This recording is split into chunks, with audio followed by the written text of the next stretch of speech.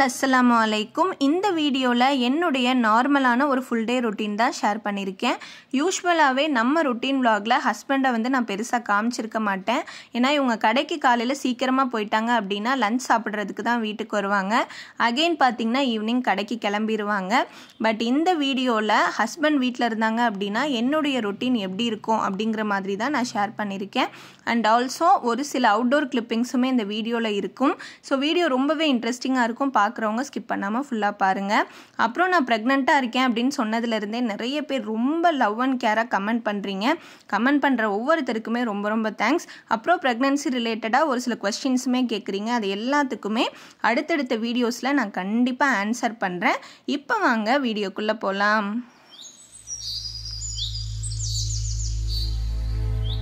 அன்னைக்கு பார்த்தீங்கன்னா மார்னிங்லேருந்தே நான் vlog எடுக்க ஸ்டார்ட் பண்ணிட்டேன்.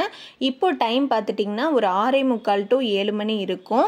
அன்னைக்கு வந்துட்டு ஹஸ்பண்ட் கடைக்கு போல் ஈவினிங்க்கு மேலே போய்க்கலாம் அப்படின்னு சொல்லிட்டு ஸோ எழுந்த உடனேயுமே பார்த்தீங்கன்னா கிச்சனில் இருக்க ஜன்னல் எல்லாத்தையுமே நான் ஓப்பன் பண்ணி விட்டுட்டேன். நம்ம கிச்சனில் நல்லாவே சன்லைட் படும், லைட்டே போட தேவையில்லை. அந்த வெளிச்சம் படும்போதே பார்த்திங்கன்னா நமக்கு ஒரு ஃப்ரெஷ் ஃபீல் கிடைக்கும். ஸோ ஜன்னல் ஃபுல்லாக ஓப்பன் பண்ணி விட்டுட்டு டீ தான் போட்டுட்ருக்கேன் எனக்கும் இவங்களுக்கும். ஸோ அன்றைக்கி ஏன் இவங்க கடைக்கு போகல அப்படின்னு பார்த்தீங்கன்னா டேமுக்கு போய் மீன் வாங்கிட்டு வரலாம் அப்படின்னு சொல்லி பிளான் பண்ணியிருந்தோம். இவங்க ஆல்ரெடி டேம்லேருந்து ஃப்ரெஷ்ஷாக மீன் வாங்கிட்டு வந்திருக்காங்க. பட் நான் கூட போனதில்லை. ஸோ ஒரு நாள் கூட்டிகிட்டு போங்க அப்படின்ட்டு நான் சொல்லிகிட்டே இருந்தேன். சரி அன்றைக்கி போகலாம் அப்படின்னு சொல்லிட்டு தான் கிளம்புனது. இசான் பார்த்தீங்கன்னா மாமிட்ட இருந்தான். முன்னாடி நாள் மதியம் இவங்க போய் அங்கே விட்டாங்க.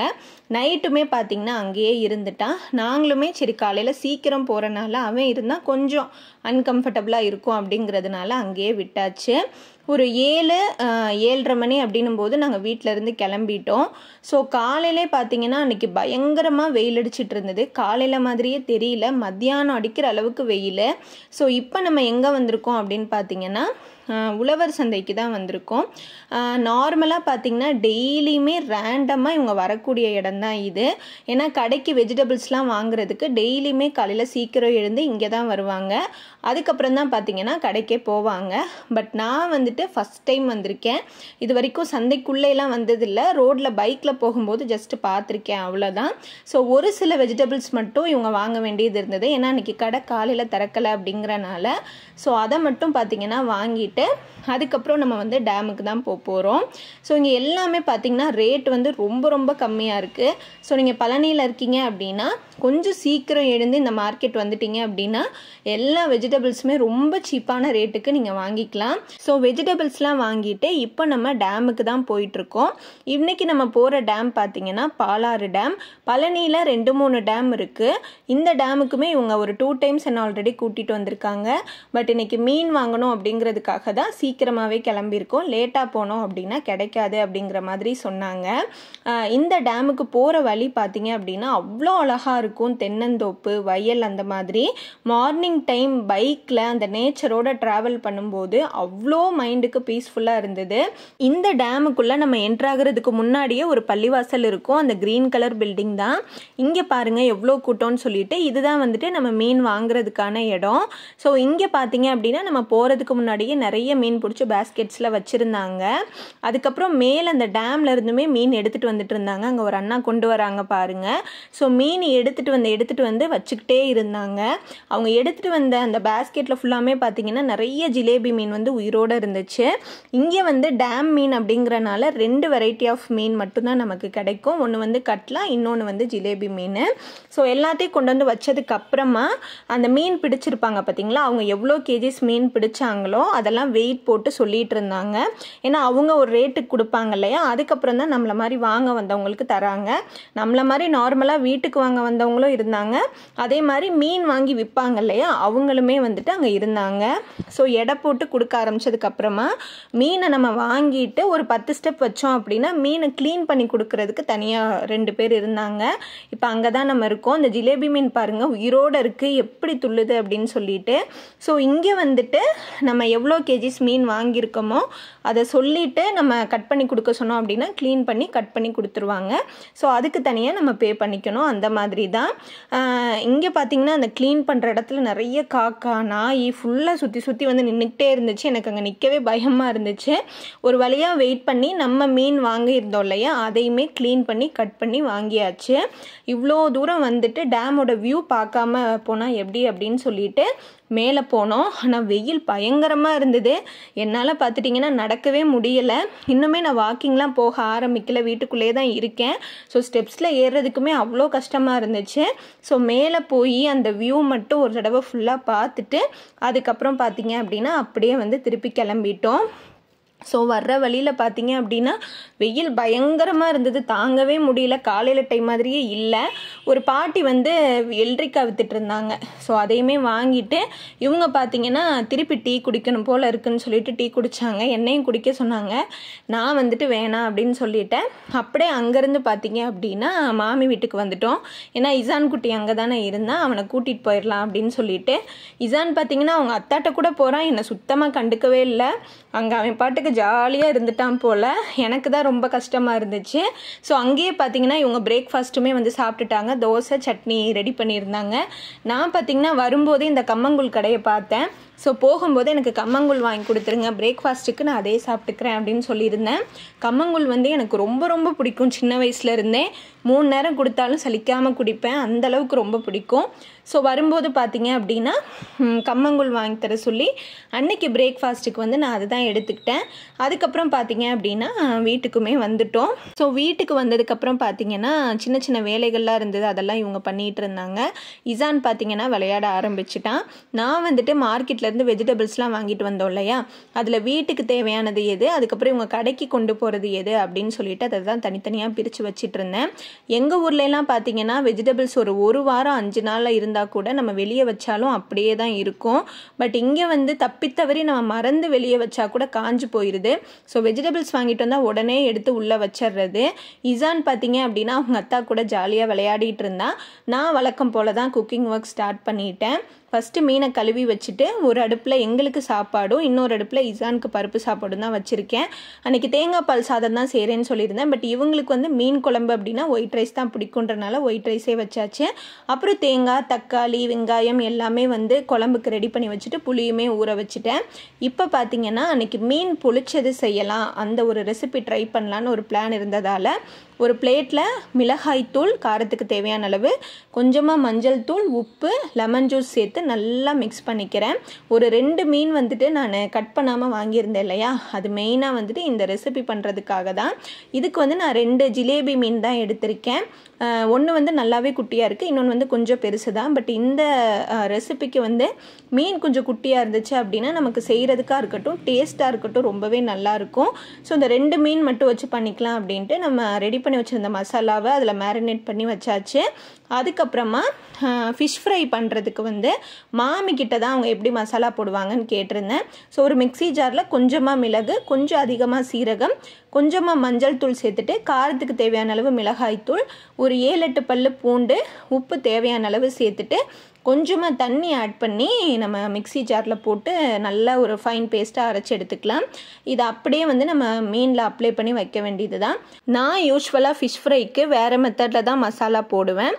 அன்னைக்கு பார்த்திங்கன்னா சரி மாமிக்கிட்ட கேட்டு அவங்க எப்படி செய்வாங்களோ அந்த மாதிரி ட்ரை பண்ணலாம் அப்படின்ட்டு தான் கால் பண்ணி கேட்டு ட்ரை பண்ணியிருந்தேன். இதில் நம்ம ஆட் பண்ணியிருக்கிற ஐட்டம்ஸ் ரொம்ப சிம்பிள் தான், பட் டேஸ்ட் நிஜமாகவே ரொம்ப நல்லா இருந்தது. நீங்களும் ட்ரை பண்ணி பாருங்கள். அதுக்கப்புறமா மீன் குழம்புக்கு தேவையான மசாலா அரைச்சிக்கலாம். என்னுடைய மெத்தடில் நான் எப்படி மீன் குழம்பு வைப்பேன் அப்படிங்கிறத தான் இதில் ஷேர் பண்ணியிருக்கேன். இந்த மெத்தட் வந்துட்டு ரொம்பவே சிம்பிள், பட் டேஸ்ட் ரொம்பவே நல்லாயிருக்கும். எங்கள் வீட்டில் நான் செய்கிற மீன் குழம்பு எல்லாருக்குமே பிடிக்கும். அம்மா எப்படி செய்வாங்களோ அதே மாதிரி தான் நானும் செய்வேன். அதுக்கு வந்துட்டு ஒரு மிக்ஸி ஜாரில் தேங்காய் வெங்காயம் தக்காளி 3மே ஃபைன் பேஸ்ட்டாக அரைச்சி எடுத்துக்கணும். அதுக்கப்புறம் ஒரு மண் பாத்திரத்தில் தாளிப்புக்கு தேவையான அளவு நல்லெண்ணெய், கொஞ்சமாக விளக்கெண்ணெய் சேர்த்துட்டு தாளிக்கிறதுக்கு கொஞ்சமாக வெந்தயம், அதுக்கப்புறமா சீரகம் நான் சேர்த்துருக்கேன். அது பொரிஞ்சு வந்தோடனே கொஞ்சமாக கட் பண்ணி வச்சுருக்க சின்ன வெங்காயம், வெள்ளைப்பூடு, ஒரே ஒரு பச்சை மிளகா, கருவேப்பிலை சேர்த்து நல்லா அந்த எண்ணெயிலேயே வதக்கிக்கோங்க. அதில் இப்போது காரத்துக்கு தேவையான அளவு மிளகாய்த்தூள் நம்ம சேர்த்துக்கலாம். மிளகாய்த்தூள் வந்து ஒரு 1.5 டேபிள் ஸ்பூன் சேர்த்துருக்கேன். மல்லித்தூள் வந்து ஒரு 2 டேபிள் ஸ்பூன் சேர்த்துருக்கேன். இது வீட்டிலையே அரைச்சது தான். அதையுமே வந்து அந்த எண்ணெயில் வதக்கி விட்டுக்கோங்க, கருகிடக்கூடாது. அதுக்கப்புறமா நம்ம அரைச்சி வச்சுருந்த அந்த மசாலாவை அப்படியே அதில் சேர்த்துட்டு நல்ல ஒரு மிக்ஸ் கொடுத்துக்கோங்க. மிக்ஸ் பண்ண உடனேயுமே நம்ம புளி ஊற வச்சுருந்தோம் இல்லையா, அந்த புளித்தண்ணையும் சேர்த்துட்டு தேவையான அளவு உப்பும் சேர்த்துட்டிங்க அப்படின்னா அவ்வளோதான், வேலை முடிஞ்சிருச்சு. ரொம்ப ரொம்ப சிம்பிளான ஒரு மெத்தடு தான். இப்போ குழம்பு நல்லா கொதிச்சு அந்த பச்சை வாசனையெல்லாம் போனதுக்கப்புறம் நம்ம மீனை ஆட் பண்ணிக்கலாம். ஸோ அந்த குழம்பு கொதிக்கிற கேப்லையே பார்த்தீங்கன்னா நம்ம மீனுக்கு மசாலா போட்டு வச்சுருந்தோம் இல்லையா, அதை ஃப்ரை பண்ணிக்கலாம் அப்படின்ட்டு இன்னொரு அடுப்பில் நான் ஃபிஷ் ஃப்ரையுமே பண்ண ஆரம்பிச்சிட்டேன். ஃபிஷ் ஃப்ரை உங்களுக்கு பார்க்கும்போதே தெரியும், நிஜமாகவே வந்து ரொம்ப நல்லா இருந்தது டேஸ்ட்டு. கண்டிப்பாக நீங்கள் ட்ரை பண்ணி பாருங்கள். ஃபிஷ் ஃப்ரை பண்ணுற கேப்லேயே இந்த பக்கம் குழம்புமே நமக்கு ரெடி ஆயிருச்சு. ஸோ குழம்பு நல்லா கொதித்து பச்சை வாசனையெல்லாம் போனதுக்கப்புறமா நம்ம வாஷ் பண்ணி வச்சுருக்க மீனையுமே ஆட் பண்ணிக்கலாம். இவங்க பார்த்திங்கன்னா பொரிச்ச மீனை விட குழம்பு மீன் தான் வந்து விரும்பி சாப்பிடுவாங்க. ஸோ குழம்புல எப்பயுமே நான் வந்து கொஞ்சம் அதிகமாக தான் மீன் ஆட் பண்ணுவேன். மீன் ஆட் பண்ணி ஒரு 5 to 10 மினிட்ஸ்லேயே பார்த்திங்கன்னா சூப்பரான மீன் குழம்பு ரெடி ஆயிருச்சு. அவ்வளோதான். இவங்களுக்கு பார்த்தீங்கன்னா சாப்பாடெல்லாம் எடுத்து வச்சுட்டு அதுக்கப்புறம் இசானுக்குமே நான் ஊட்ட ஆரம்பிச்சிட்டேன். மீன் பொளிச்சதுக்கு மசாலா போட்டோமே, அது என்னடா செய்யலையா அப்படின்னு கேட்காதீங்க. அதுக்கு மேலே சுத்தமாக என்னால் கிச்சனில் நிற்கவே முடியல. ரொம்ப பேக் பெயின் வந்துருச்சு, ரொம்ப டயர்டாயிருச்சு. அதே மாதிரி டைமுமே ஆயிடுச்சு, பசியும் எடுக்க ஆரம்பிச்சிருச்சு. ஸோ அதை ஈவினிங்க்கு மேலே ரெடி பண்ணிக்கலாம் அப்படின்ட்டு லஞ்சு பார்த்தீங்கன்னா சாப்பாடு, மீன் குழம்பு, அதுக்கப்புறம் மீன் வறுவல், அதோடு முடிச்சாச்சு. இப்போல்லாம் கிச்சனில் ரொம்ப நேரம் நின்று வேலை செய்ய முடியல, ரொம்பவே டயர்டாகுது. நமக்கு ப்ரெக்னெண்ட்டாக இருக்கும்போது மாதம் கூட பார்த்தீங்க அப்படின்னா நமக்கு டயர்ட்னஸுமே ரொம்ப அதிகமாகும். அன்னைக்குமே அப்படி தான். காலையில் சீக்கிரம் எழுந்ததுக்கும் வேலை அதிகமாக இருந்ததுக்கும் எனக்கு ரொம்ப டயர்டாக இருந்துச்சு. லஞ்செல்லாம் சாப்பிட்டுட்டு கொஞ்சம் நேரம் ரெஸ்ட் எடுத்துகிட்டு ஈவினிங்க்கு மேலே தான் பார்த்தீங்க அப்படின்னா கிச்சனெல்லாம் கொஞ்சம் க்ளீன் பண்ணி விட்டுட்டு மதியானம் யூஸ் பண்ண பாத்திரமுமே இருந்துச்சு, அதை விளக்கிட்டு இருந்தேன். இசான் பார்த்தீங்கன்னா வந்து காலை கட்டி பிடிச்சிட்டு ஒரே அழுக. வேறு வழியே இல்லாமல் அப்புறம் அவனை கவுண்டர் டாப் மேலே நிற்க வச்சு விளையாடுறதுக்கு கையில் கெட்டில் கொடுத்துட்டு அவன்கிட்ட பேச்சு கொடுத்துக்கிட்டே தான் மிச்ச பாத்திரம் எல்லாத்தையுமே விளக்கி முடித்தேன். நம்ம மீன் பொளிச்சது செய்ய ரெடி பண்ணி வச்சுருந்த மீன் ஃப்ரிட்ஜில் அப்படியே இருந்தது. ஸோ அதுக்கு பார்த்தீங்கன்னா 3 மீடியம் சைஸ் பெரிய வெங்காயம், 3 மீடியம் சைஸ் தக்காளியை குட்டி குட்டியாக கட் பண்ணி எடுத்திருக்கேன். கொஞ்சமாக இஞ்சி பூண்டையுமே தட்டி வச்சுட்டு கொஞ்சம் கருவேப்பிலையும் எடுத்திருக்கேன். அதோட திக்கான தேங்காய் பாலுமே சின்ன கப்பில் 1 கப் எடுத்திருக்கேன். இப்போ நம்ம மேரினேட் பண்ணி வச்சுருக்க மீனை ஒரு தவால போட்டு ஷாலோ ஃப்ரை பண்ணிக்கலாம். இன்னொரு சைடு பார்த்தீங்கன்னா ஒரு கடாயில் தேங்காய் எண்ணெய் சேர்த்துட்டு நம்ம எடுத்து வச்சுருந்த கருவேப்பிலை, கட் பண்ணி வச்சுருந்த வெங்காயத்தை போட்டு வதக்கிக்கலாம். இது நல்லாவே வந்து வதங்கணும். அதுக்குள்ளே பார்த்தீங்கன்னா நம்ம தவால போட்டிருந்த ஃபிஷ்ஷையுமே வந்து திருப்பி போட்டுக்கலாம். ஷாலோ ஃப்ரை பண்ணிங்கனாலே போதும். அதுக்குள்ளே இந்த சைடு வெங்காயம் நல்லா வதங்கிருச்சு. இப்போ தட்டி வச்சுருக்க இஞ்சி பூண்டை நம்ம சேர்த்துக்கலாம். நீங்கள் பேஸ்ட்டாக கூட ஆட் பண்ணிக்கலாம். அதுவுமே நல்லா வதங்கினதுக்கப்புறம் கட் பண்ணி வச்சுருக்க தக்காளி, 1/4 டேபிள் ஸ்பூன் மிளகாய்த்தூள், 1/2 டேபிள் ஸ்பூன் மல்லித்தூள், 1/4 டேபிள் ஸ்பூன் மிளகுத்தூள், 1 டேபிள் ஸ்பூன் சீரகத்தூள் சேர்த்து நல்லா மிக்ஸ் பண்ணிடுங்க, கருகிடக்கூடாது. அதுக்கப்புறம் தேவையான அளவு உப்பு, நம்ம எடுத்து வச்சுருக்க அந்த திக்கான தேங்காய் பாலையும் சேர்த்து நல்லா கொதிக்க விடணும். இதை தாளிக்கிறதுக்கு நீங்கள் தேங்காய் எண்ணெய் யூஸ் பண்ணுங்கள், அப்போ தான் டேஸ்ட் ரொம்பவே நல்லாயிருக்கும். தேங்காய் பால் சேர்த்ததுக்கு அப்புறமா அது கொஞ்சம் நேரம் கொதித்து நல்ல ஒரு செமி கிரேவி கன்சிஸ்டன்சிக்கு வரணும். இப்போ உங்களுக்கு பார்க்கும்போதே தெரியும். வந்ததுக்கப்புறம் ஸ்டவ் ஆஃப் பண்ணிடலாம். இப்போ வந்துட்டு நான் ஒரு வாழை இலை எடுத்திருக்கேன். அந்த வாழை இலையில் 2 சைடுமே பார்த்துட்டிங்கன்னா ஃபுல்லாக நான் தேங்காய் எண்ணெய் வந்து அப்ளை பண்ணியிருக்கேன். அப்ளை பண்ணிவிட்டு அடுப்பை ஆன் பண்ணி அதை ஸ்லோ பண்ணிவிட்டு, அதாவது சிம்மில் வச்சுட்டு அந்த இலையை வந்து 2 சைடுமே நல்லா வாட்டி எடுத்துக்கோங்க. அந்த வாட்டின இலையில் நம்ம ஒரு செமி கிரேவி ரெடி பண்ணி வச்சுருந்தோம் இல்லையா, அதை அடியில் ஃபுல்லாக ஃபஸ்ட்டு ஒரு லேயராக வச்சுட்டு அதுக்கு மேலே நம்ம ஷாலோ ஃப்ரை பண்ணி வச்சுருந்த அந்த முழு மீனை வச்சுட்டு அகைன் அதுக்கு மேலே பார்த்தீங்க அப்படின்னா அந்த மசாலாவை திருப்பி வச்சுக்கோங்க. இப்போ அந்த இலையை வந்து நம்ம அந்த மீனை சுற்றி ஃபுல்லாக ரேப் பண்ணி விட போகிறோம். இது நம்ம வாட்டியிருக்கனால அழகாகவே வந்து நமக்கு ஃபோல்டாகி வந்துடும். பட் ஒரே ஒரு விஷயம் என்ன ஆயிடுச்சுன்னா, அந்த வாழை நாரையோ இல்லை நூலையோ வச்சு நம்ம கட்டினோம் அப்படின்னா அது அழகாக ஸ்டிஃபாக நின்றுக்கும் போல். நான் என்ன பண்ணிட்டேன் அப்படின்னா ஃபுல்லாக ஃபோல்டு பண்ணதுக்கப்புறமா நான் ஹேர் பேண்ட் இருக்கும் பார்த்தீங்களா, இதை போட்டால் ஸ்டிஃபாக நிற்கும் அப்படின்னு ஏதோ ஒரு மைண்ட் செட்டில் அதை போட்டேன். அது என்ன ஆயிடுச்சு அப்படின்னா அதை போட்டதுக்கப்புறம் அந்த இலை சென்சிட்டிவாக இருந்தனால அந்த வாழை இலை பார்த்திங்கன்னா கொஞ்சம் பிஞ்சு மசாலாலாம் வெளியே வந்துருச்சு லைட்டாக. அச்சச்சோ தேவையில்லாமல் பண்ணிட்டோன்னு சொல்லிட்டு நான் அதுக்கப்புறம் எதை வச்சுமே கட்டலை. இந்த ரெசிபியை பொறுத்த வரைக்கும் நம்ம கட்டுறது வந்து ரொம்பவே முக்கியம். பட் எனக்கு அந்த கட்டுறதுல மட்டும் சின்னதாக சொதப்பலானனால ஜஸ்ட்டு நான் ஃபோல்டு பண்ணிவிட்டு அப்படியே ஒரு பேனில் கொஞ்சம் தேங்காய் எண்ணெய் போட்டு அதை அப்படியே வந்து வச்சுட்டேன். 2 சைடுமே பார்த்தீங்கன்னா நம்ம வந்து ஒரு 5 மினிட்ஸ் லோ ஃப்ளேமில் வச்சு லிட் போட்டு க்ளோஸ் பண்ணி குக் பண்ணாலே போதும். ஃபஸ்ட்டு வச்சுட்டு ஒரு 5 மினிட்ஸ் குக் பண்ணுங்கள். அதுக்கப்புறம் திருப்பி போட்டுட்டு அகெயின் லிட் போட்டு ஒரு 5 மினிட்ஸ் குக் பண்ணி எடுத்தாலே சூப்பராக ரெடி ஆயிரும். ரெடி பண்ணதை அப்படியே நான் ஒரு பிளேட்டுக்கு மாற்றி எடுத்து வச்சுட்டேன். ஏன்னா ரொம்ப சூடாக இருக்கும், அது கம்ப்ளீட்டாக ஆறுனா தான் நம்ம சாப்பிட முடியும். அதுக்கப்புறம் இவங்களுமே வந்துட்டாங்க. வந்ததுக்கப்புறம் ஒரு சைடு மீன் குழம்பு சூடு பண்ணுறதுக்கு வச்சுட்டு இன்னொரு பக்கம் தோசையுமே ஊற்ற ஸ்டார்ட் பண்ணிட்டேன். அன்னைக்கு டின்னர் பார்த்தீங்கன்னா தோசை, மீன் குழம்பு, அதுக்கப்புறமா மீன் பொளிச்சது. சீரியஸ்லி நான் சொல்கிறேன், இந்த மீன் பொளிச்சது ரெசிப்பியில் அந்த ஃபோல்டு பண்ணுறதுல மட்டும்தான் நான் சின்னதாக ஒரு மிஸ்டேக் பண்ணிட்டேன். மற்றபடி அந்த மசாலாவாக இருக்கட்டும், மீன் வெந்திருந்த அந்த விதமாக இருக்கட்டும், டேஸ்ட்டாக இருக்கட்டும், அவ்வளோ அல்டிமேட்டாக இருந்தது. நீங்கள் ஒரு ஃபிஷ் லவராக இருந்தீங்க அப்படின்னா கண்டிப்பாக இந்த ரெசிபி ட்ரை பண்ணி பாருங்கள், ரொம்பவே உங்களுக்கு பிடிக்கும். அவ்வளோதான். அன்னைக்கு இவங்க டின்னர் சாப்பிட்டதுக்கப்புறம் நானுமே என்னுடைய டின்னர் சாப்பிட்டு அன்னைக்கு டே வந்துட்டு ரொம்பவே சூப்பராக போச்சு. அதோட இந்த விலாகுமே இதோட கம்ப்ளீட் ஆகுது. இந்த விலாக் பற்றின உங்களுடைய தாட்ஸ் அண்ட் சஜஷன்ஸ் எதுவாக இருந்தாலும் கண்டிப்பாக கமெண்ட் செக்ஷனில் என்னோட ஷேர் பண்ணிக்கோங்க. இதே மாதிரி அடுத்து ஒரு சூப்பரான வீடியோவில் சூப்பரான ஒரு கண்டென்ட்டோட நெக்ஸ்ட் வீக் உங்களை வந்து மீட் பண்ணுறேன். அன்டில் தென் நான் உங்கள் Fatima Zakir. Stay healthy, stay happy.